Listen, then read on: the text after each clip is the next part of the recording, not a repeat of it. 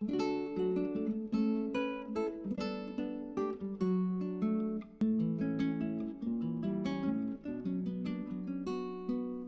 God, our loving Heavenly Father, we give you thanks and praise for this beautiful day in our life. As we have gathered in your name, Lord, to give you thanks and praise and to be strengthened by your word. Lord, empower us with your spirit so that we would perceive the in-depth meaning in your scriptures, dedicate our lives and walk according to your will. Take control of our hearts, minds, body and soul. Take away every hindrance which is around us. Lord, you speak to each one in a very special way, so that, Lord, this day would be a special day in their spiritual journey. Lord, guide us for your glory. In Jesus' name we pray. Amen. Greetings to you all in the most blessed name of our Lord and Savior, Jesus Christ. The theme I have chosen from our Old Testament reading, the promise of God to Jacob, I will not leave you. I will not leave you. In India, there is one of the mobile carriers which they have a caption, wherever you go, our network follows you. So that was one of the captions which is derived from this particular passage. That was the inspiration, like, I will not leave you. Like, wherever we go as God's people, He will not abandon us. Wherever we go, God is following us. Sometimes we are in a perception that we have to follow God. No, it is God who is following us. In the Garden of Eden, every day God was coming. It was not Adam and Eve were going every day to meet God. Every day God is initiated to visit Adam and Eve. And the same God who has begun this journey to follow us, to come behind us, to come and talk to us. He time and again appeared in due course of history on various occasions and on various times to various people. And He time and again gave this assurance, I will not leave you.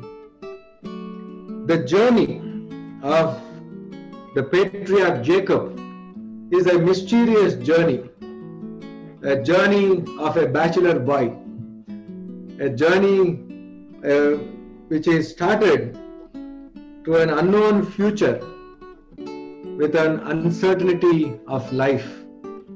Because when Jacob is asked to leave the house to go to maternal uncle's house, so many things might have come to his mind. First thing is, he had already that guilty conscience that he cheated his blind father. Another thing is, he has provoked his brother's anger. And on the other hand, he wants to be an obedient child of his parents. So these three things have led this journey to begin. And we see that to move forward in our life journey, to initiate anything in our journey, it is not we who make a decision, but it is God who makes a decision. It is God who should accept us. It is not we accepting God. Sometimes we feel that, I have accepted Jesus and I am following Jesus. No, Jesus should make way for your acceptance. He should receive you. And that initiation is from God. If any person has to be saved, it is in the hand of God. It is not in the hand of any individual. In the life of Jacob, we know how cunning natured person and attitude he had. But God has chosen him. From the time or before he has been formed in the womb, mother's womb, God gave a promise to the mother, saying that there will be 2 children in your womb, the twins, and the younger one is going to rule the elder one. And the younger one would be my chosen one. The younger one would be a great nation. In spite of giving those promises, again we see Rebecca has taken decision into her hand. Sometimes, we do not want to wait, though we have a promise for God to fulfill that. We try to initiate certain things. The initiation of Rebecca on her own accord has led for the division of the family, disturbance among the brothers, disturbance among the family members. We need to observe very carefully here. We need to claim the promises in God's time, not in our time. మనము దేవుని యొక్క వాగ్దానములను దేవుని యొక్క సమయములలో వాటిని మనము పొందుతామని ఆ విశ్వాసంతో మనం నడుచుకోవాలి. We need to wait for God. We need to wait for God's time. It is not our time. When we make a decision on our timings, it will go wrong and the outcome would be disastrous. This is the best example where we can see what happened when Rebecca initiated a decision on her own. Knowing that there is a promise for Jacob, knowing that before he's been formed in the womb, God already revealed, we see that she did not wait for God's timings. In our life journey, are we waiting for God's timings? Because His timings are different and our thinking and our ways are different. Knowing that fact, knowing that God has already given us a promise, but still sometimes we are not really having that patience. We are not waiting for or allowing God's will or God's plan to be initiated. Here in the life of Jacob, we see the background for this journey is he has to go and settle down as a family. His parents called him and said, go and get married and settle down. So it is the beginning of a family life. So he has to make a major decision in his life. And here we see that Joseph has started this journey. And second thing is to be away from his brother's anger. He doesn't want to confront. And third thing is he has taken up this journey to show obedience to his father and mother. These 3 things have led Jacob to move forward in his life. As he is moving, there he has to stop for taking rest. Modern times, day or night, we keep going. But in old times, when sunset, they have to halt. They cannot move forward. There are so many reasons, maybe wild animals threat, or maybe robbers or thieves threat. There is no safety if you travel in the night time. So that is the reason one has to halt. And Jacob also halted in one place called Luz. And there when he was sleeping, he was having a strange dream. Usually when we are in trouble or when we have the guilty conscience or when we are angry with somebody or annoyed with somebody, our dreams would be like, a disturbance for us. Our dreams would be shattering experience, or the other way around. We would be like, yelling at that person or shouting at that person or something in a way, the conversations what we are going through or the incidents, whatever is happening for the past few days, those things come to our mind. But look at the Jacob's dream. It is something very strange. Strange in the sense he was able to see a ladder connecting from the ground of the earth to the sky or the heavens. And another interesting thing is the angels were going up and coming down. And third thing what we see is God is speaking from there to this man in the dream. Look at that situation. As human beings, what we feel or think sometimes impossible, God will make possible. In the life of Jacob, he is in a kind of disturbed status, disturbed mind. He don't know what his future would be. He don't know whether his uncle would be able to accept him. He don't know how his marriage life would be. He doesn't know. As some of us during our before marriages, or some of you are still bachelors or spinsters who may be planning for marriage, how my partner would be, how my life would be, what kind of partner I should choose. What is that I am taking into my family life? What is that my spouse is going to bring in? And what is that my future is going to be? So many thoughts, so many questions. But this man, a bachelor boy dream is God coming and talking to him. Such a mighty God who reveals to his children wherever they are, in whatever situation you are, whatever disturbance you may be passing through, whatever situation like loneliness you may be, in whatever condition where you feel that you are all alone.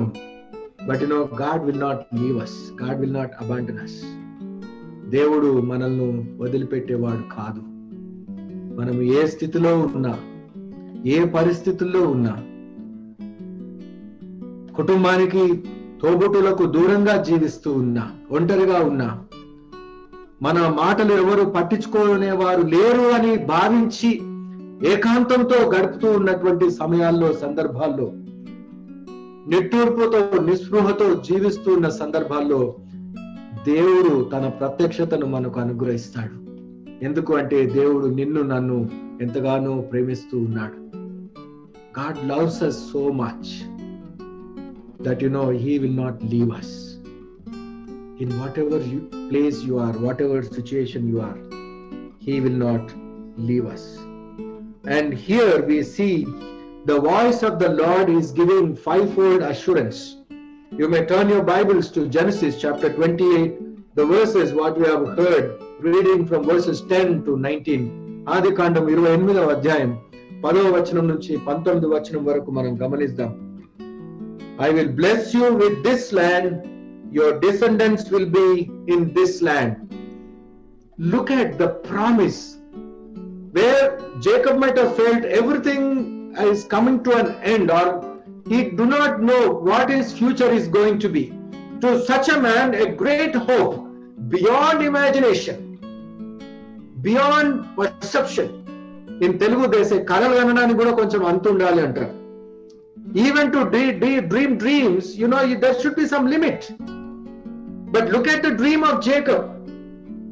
A situation where he is running away from his brother, and on the other hand, God is appearing and giving him a great promise in his vision, saying that I will bless you with this land where you are. Now you are a sojourner in this land, but you are going to come back to this place. I am going to give you, and your descendants will be in this land. A great promise. And second thing, the second blessing, what God is saying is, all peoples on earth will be blessed through you and your offspring. This is again what God has told Abraham.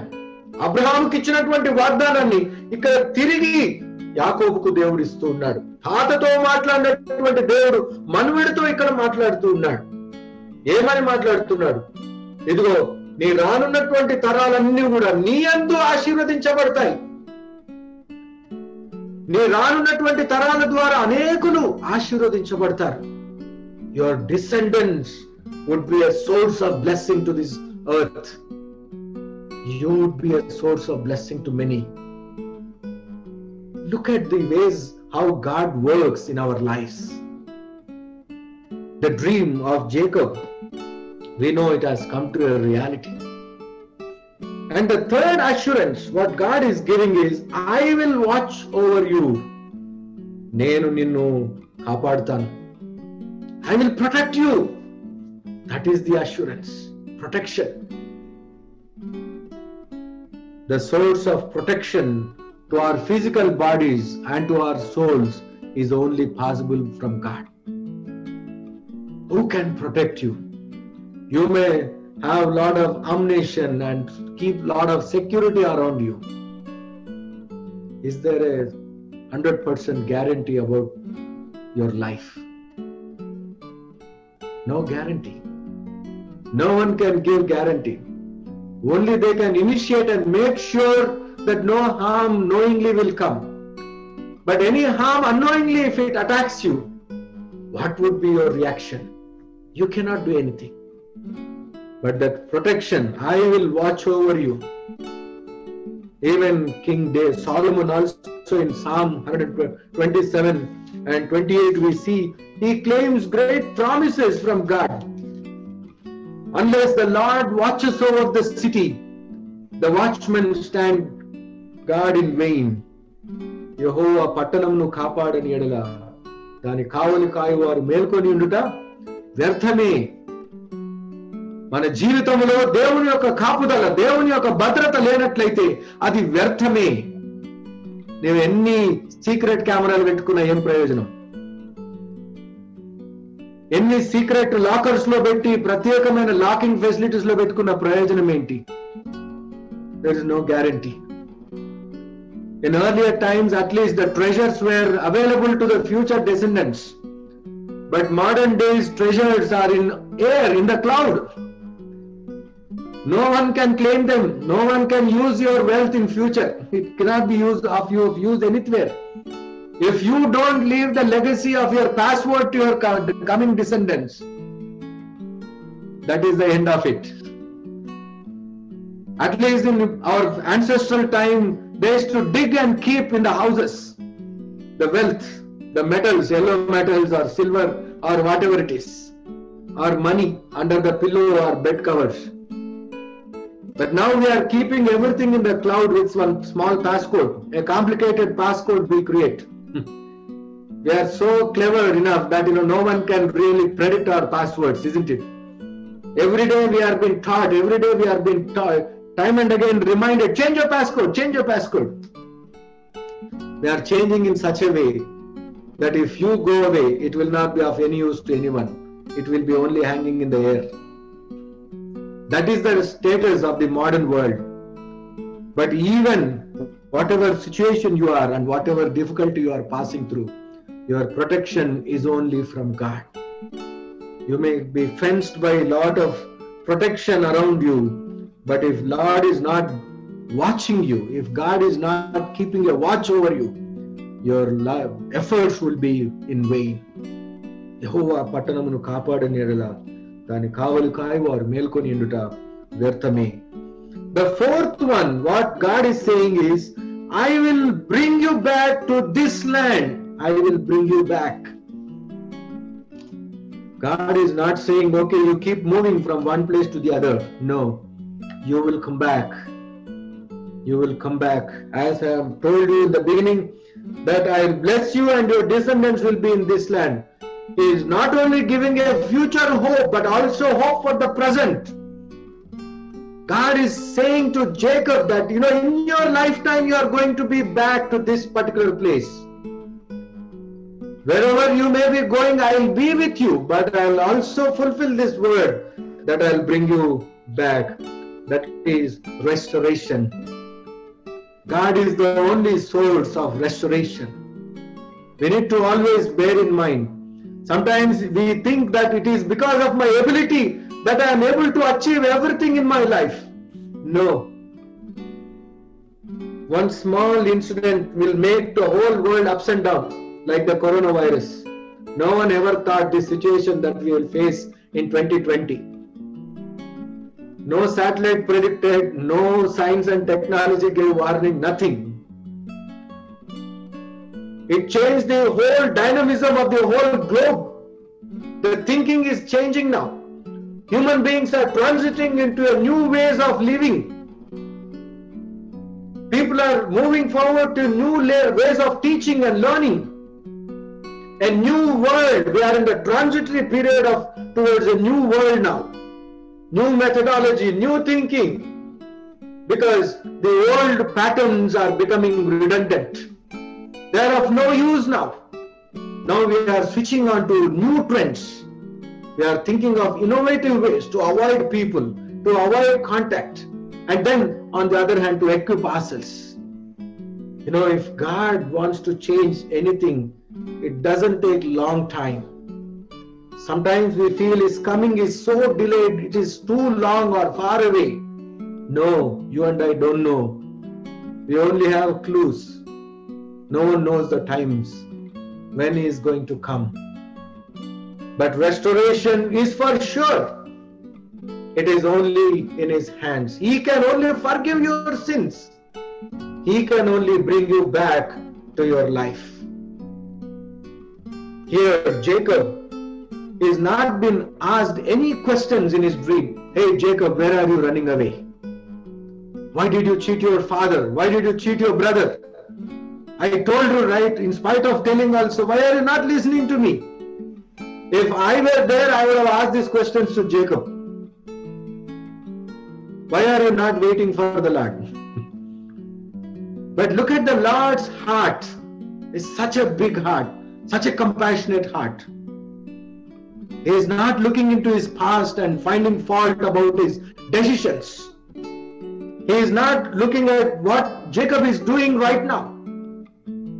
He is only telling him that, I am going to bless you, my dear Jacob. I am going to keep up my promise. There are so many promises which God gave when we were in the womb to our parents.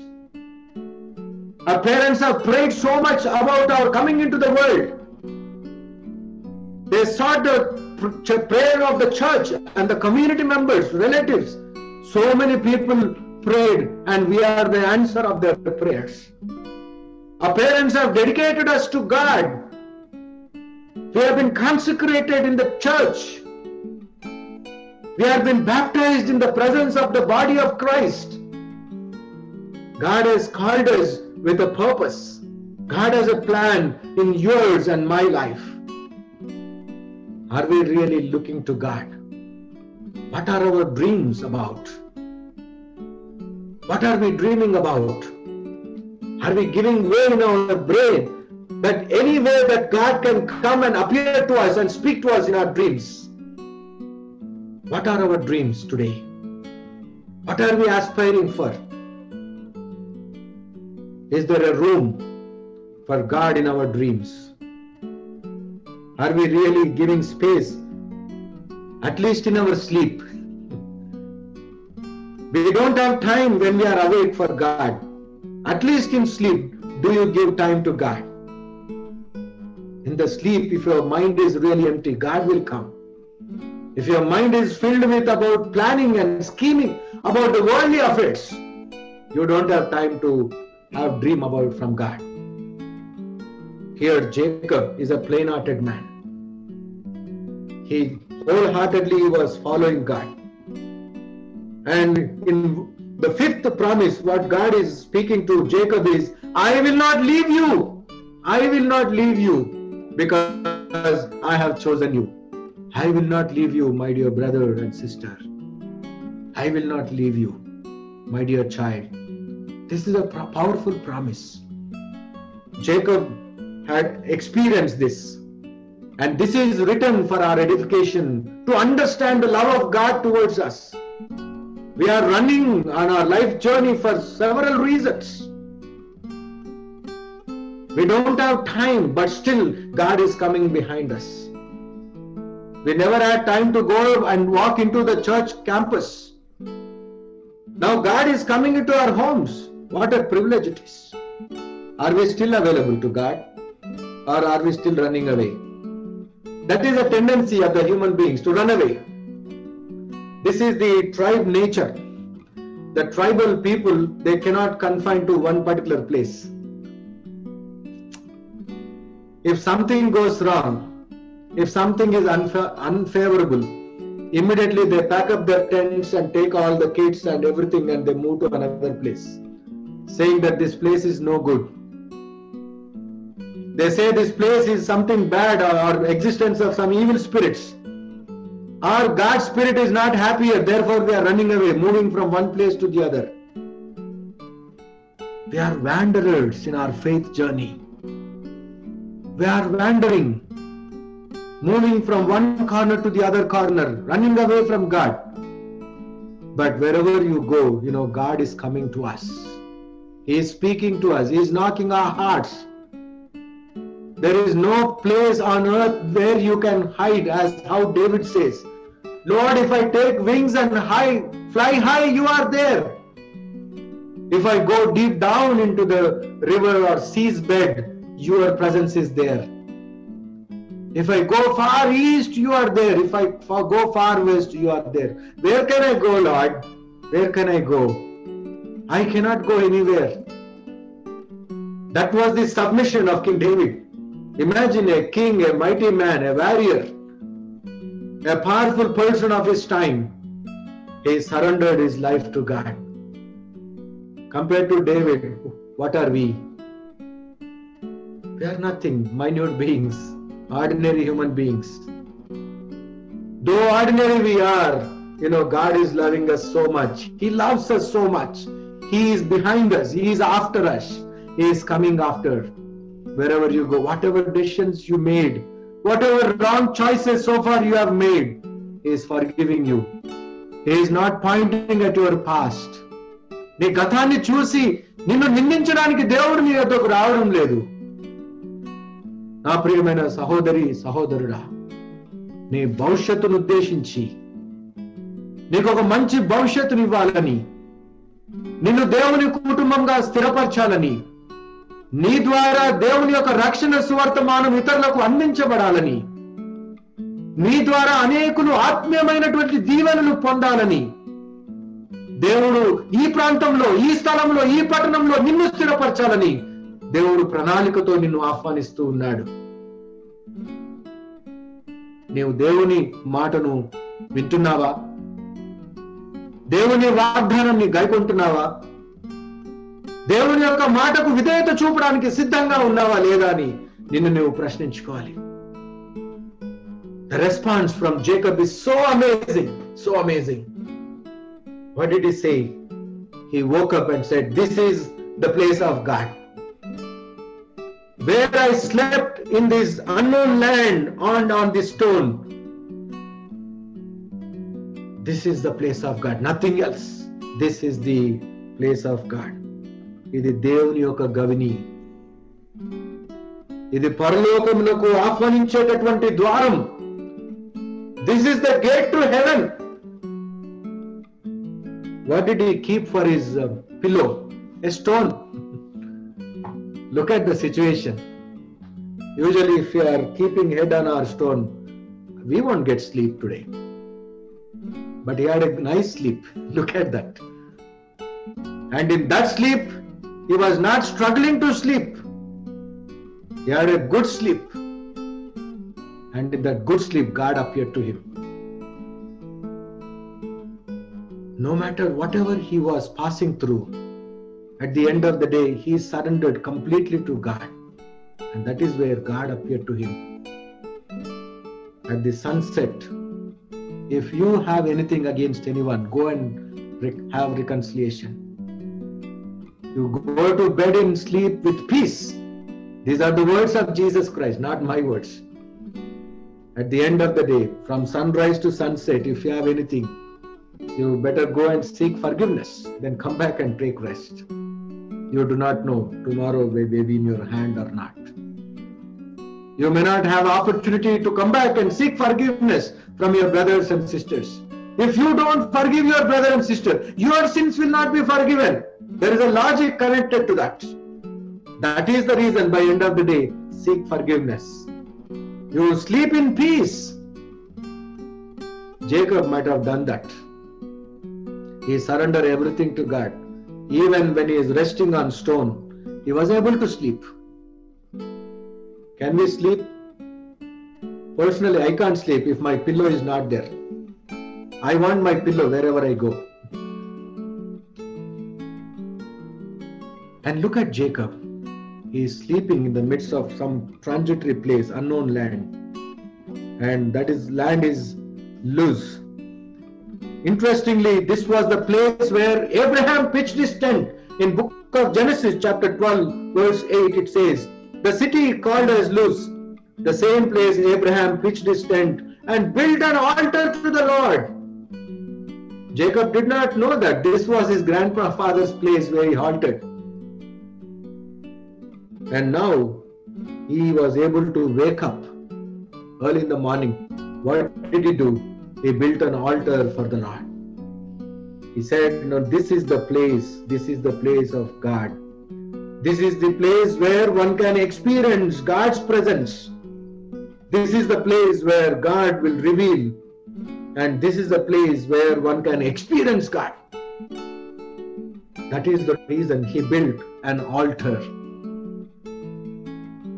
Each one of us should have a family altar. We should have a family altar. Nowadays, praise be to God, because of this coronavirus, each of our homes are churches now. Now we should have a family altar. When we were building houses, when we were owning houses, we said, yes, this particular place I am keeping aside for worship. Now the time has come for the real worship. Now the time has come to sit in that room and worship the Lord. Now the time has come to use that place what you have designated for worshipping the Lord. When we never had, we were always praying to God, Lord, I don't have privacy to pray to you. I don't have a place, bigger room in my home to set apart a place for worship, for family worship, for visitors to worship. How many times did we really worship, setting apart or designating those places? We might have spent entertaining people, isn't it?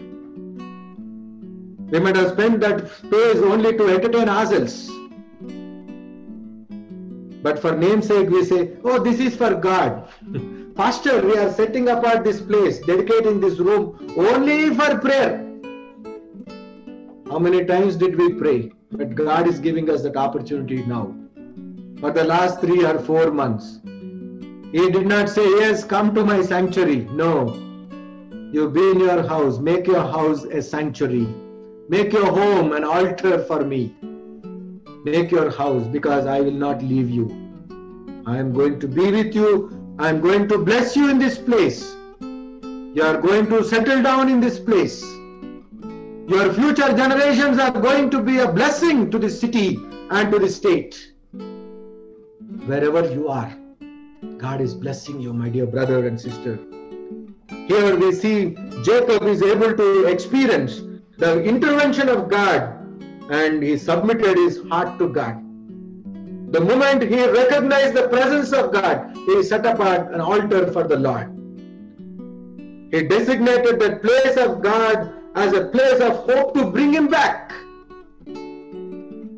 Our homes, our hearts are the sanctuary of God, living temple of the living God.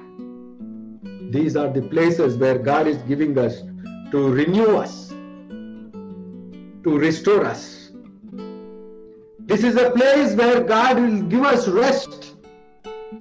God is giving us the peace of mind. Jesus is saying, you are weary, come to me, I will give you rest. When we kneel down and pray, when we spend qualitative time in the presence of God, God is going to give us the peace, the rest. He is going to take away all the restlessness what we are passing through.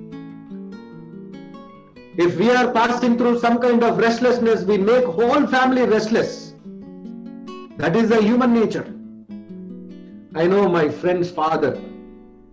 When he has fever, everybody should feel feverish. No one should laugh, no one should eat, no one should sleep properly. He'll make everyone in the family on their toes because he is having fever. So likewise, when we are passing through some kind of difficulty, knowingly, unknowingly, we try to create restlessness for our families. But when you are in Christ, you will be at peace, because you will be confident about what is holding for you in future. You will not worry about that. When you make your home as an altar for the Lord, He will give you rest. The third thing, when we make our home a sanctuary and an altar for the Lord, it will be a place to experience God. It will be a place to experience God. You don't have to become a sage or a wanderer, but God is going to give you the realities of life. He is going to enable you to experience the reality of life. And also the place where Jacob is able to see a connection between earth and heaven, that ladder where angels were going up and coming down. It is a connection between cosmos, the heavens and the earth. The connection is Jesus. He united by becoming flesh. He comes down, leaving the heavenly realms, to unify us with heaven. To unify us with heaven. And Jesus also makes it very clearly about that eternity. He says that He came to unite people where people can climb this ladder and get into heaven. Stay with my Heavenly Father. You and I can stay with Him forever and ever. The eternity is revealed to us by very coming of Jesus into this world. When Jesus was calling Nathanael in John's Gospel chapter 1 verse 51, యోహాను సువార్త మొదటి అధ్యాయం 51వ వచనంలో ఏమంటారంటే, I tell you the truth, you shall see heaven open and the angels of God ascending and descending on the Son of Man. Jesus Christ is that ladder for us. The angels coming down and going up on the Son of Man. Jesus Christ has called us to be His followers, to be His disciples, so that we would be honored and glorified in the presence of the Heavenly Father. The journey with Christ is a preparation for us. We have looked into the journey of Jacob, how God revealed to him. And journey with Christ is very unique. In the parables what we have heard, it is the parable about the weed and the wheat. The weed and wheat are growing together. And the servants were telling the master, let us go, give us that authority to go and pluck out the weeds. He says, no. If I give you authority to pull out the weeds, you will even cause damage to the wheat. Let them grow together. The evil and good are growing together for some time. But on the day of judgment, the weeds would be uprooted and burnt away, and the wheat would be taken. Here, Jesus' disciples did not understand what Jesus was telling. Again, in the later on passages, verses 36 onwards, when Jesus was in private place, they are going and asking, Lord, can you give us more explanation about what you said in the morning?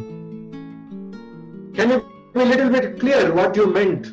Then Jesus again is giving answer, saying that the field is world and the Son of Man is the one who is the sower. He is sowing the seeds, and the weeds are the sons of the evil one, and the enemy is devil. Here Jesus Christ is reminding the very fact that there is a judgment day. There is a day where He is going to separate us from evil ones. He is going to take the righteous with Him. He is going to cast the evil one into eternal fire. As how we pluck away the weeds in our backyards. We don't like to see the weeds, isn't it? We take so many precautions in America. Whether you are habituated to farming or not, America is teaching us to pull out the weeds, isn't it? Either we buy some liquid to kill that weed, or we'll pluck them out. Otherwise, they'll cause a lot of damage. And sometimes it may attract penalty from homeowner association also. The weeds are not good. We know that fact.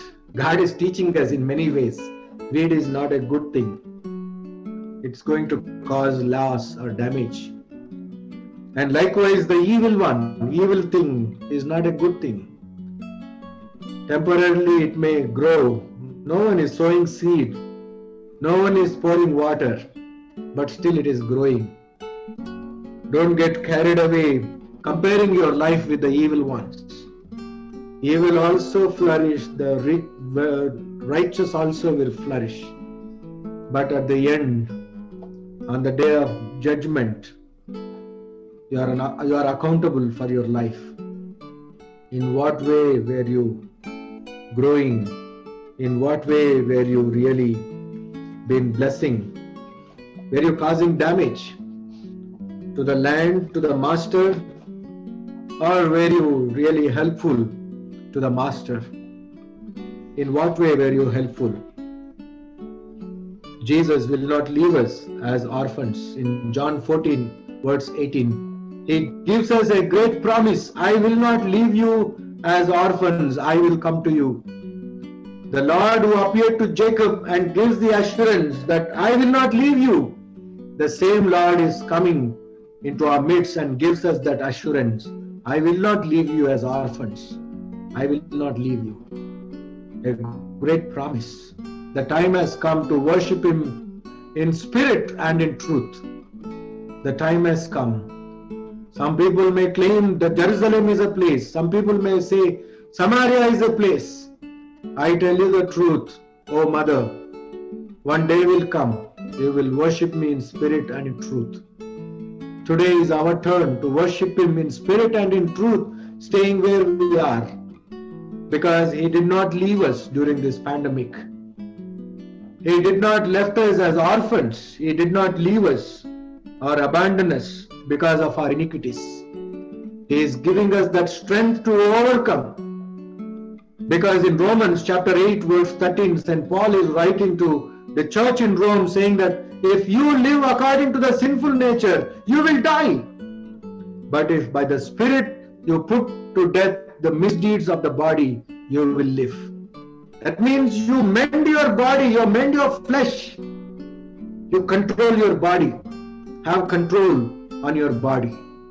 The body should not control you. You should control your body.